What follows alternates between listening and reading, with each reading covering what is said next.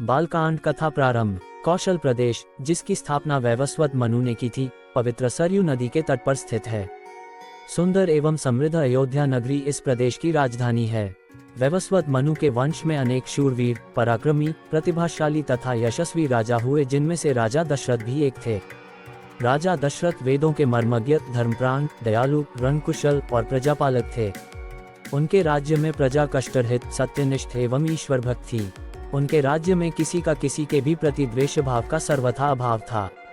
एक दिन दर्पण में अपने कृष्णवर्ण केशों के मध्य एक श्वेत रंग के केश को देखकर महाराज दशरथ विचार करने लगे कि अब मेरे यौवन के दिनों का अंत निकट है और अब तक मैं निसंतान हूँ। मेरा वंश आगे कैसे बढ़ेगा तथा किसी उत्तराधिकारी के अभाव में राज्य का क्या होगा।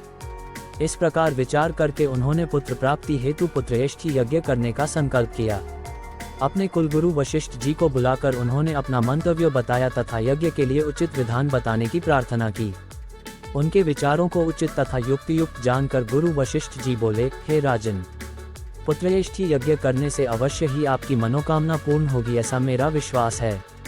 अतः आप शीघ्रातिशीघ्र अश्वमेध यज्ञ करने तथा इसके लिए एक सुंदर श्यामकर्ण अश्व छोड़ने की व्यवस्था करें।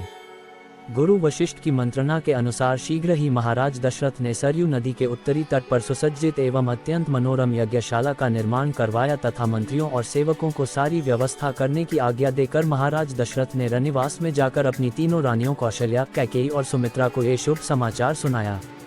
महाराज के वचनों को सुनकर सभी रानियां प्रसन्न हो गईं।